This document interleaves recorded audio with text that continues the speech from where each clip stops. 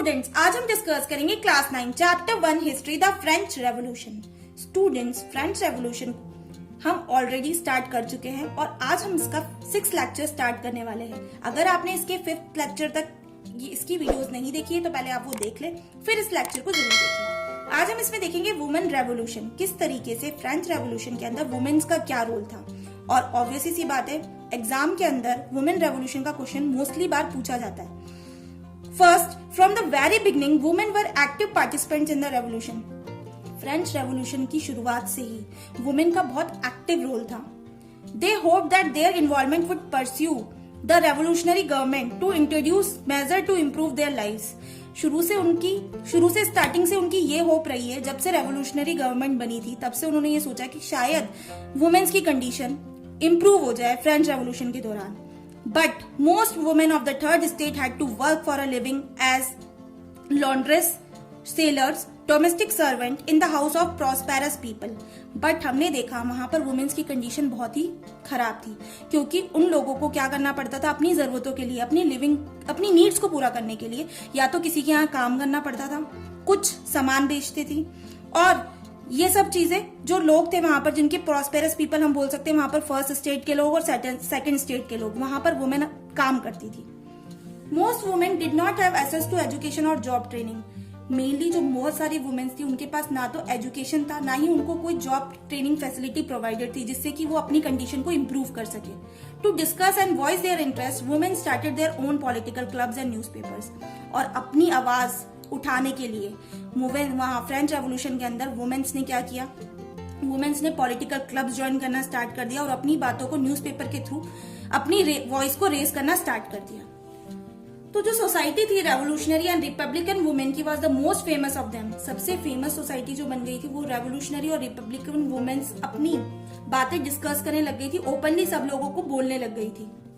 Women were disappointed that the Constitution of 1791 reduced them to passive citizen.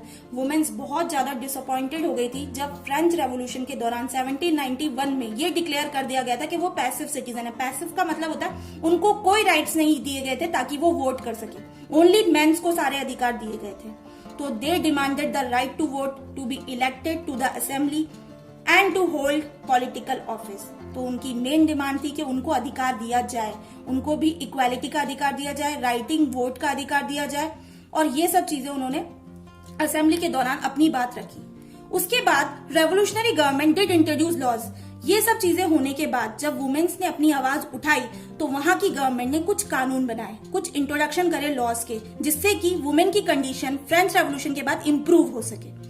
तो They started the creation of state schools. Schooling was made compulsory for all girls. वहां की government ने जो rules बनाए थे उसके अंदर first foremost rule था, उन्होंने स्टेट स्कूल्स बनाए, स्कूलिंग को कंपलसरी कर दिया सभी गर्ल्स के लिए। Their father could no longer force them into marriage against their will. अपनी इच्छा के विरुद्ध उनके फादर भी उनको फोर्स नहीं कर सकते थे कि वो किसी से भी शादी कर ले। Marriage was made into a contract enter into a freely and registered under civil law. और जो मैरिज थी उसको एक कॉन्ट्रैक्ट मान लिया गया और वो भी फ्री थी रजिस्टर करने के लिए, और सिविल लॉ के तहत उसको इजाजत मिल गई थी।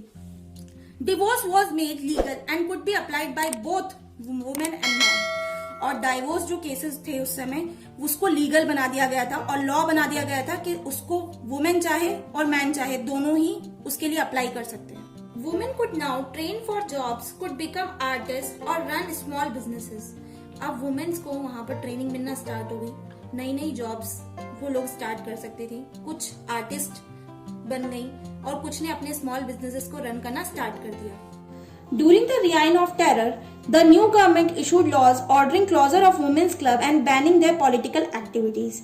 हमने पीरियड देखा था रियाइन ऑफ टेरर का इससे प्रीवियस वाली वीडियो में 73 to 1794 कि इस पीरियड के दौरान, इसके बाद जो नई गवर्नमेंट बनी थी उन्होंने लॉज स्टार्ट कर दिया और उन्होंने ऑर्डर निकाल दिया कि जितने भी वुमेन्स के क्लब है उन सबको बैन किया जाए, जितनी भी पॉलिटिकल एक्टिविटीज में ये हिस्सा ले रही है उस सब पे पाबंदी लगा दी जाए। तो बहुत सारी प्रोमिनेंट वुमेन्स को अरेस्ट कर लिया गया था और बहुत सारों को एग्जीक्यूट करना पड़ा। और फाइनली जाके अल्टीमेटली इतनी सारी लड़ाई करने के बाद फ्रेंच के अंदर वुमेन्स को 1946 में जाकर women in France won the right to vote, इनको वोटिंग राइट्स मिले 1946 में जाकर। सो स्टूडेंट्स, इस वीडियो में हमने इतना ही डिस्कस करा है। इसके आगे हम नेक्स्ट लेक्चर में डिस्कस करेंगे। अगर आपको ये वीडियो पसंद आई है तो वीडियो को लाइक करें, शेयर करें और चैनल पे नए हैं तो चैनल को सब्सक्राइब करना ना भूलें। जल्द मिलते हैं नई वीडियो के साथ। Thank you.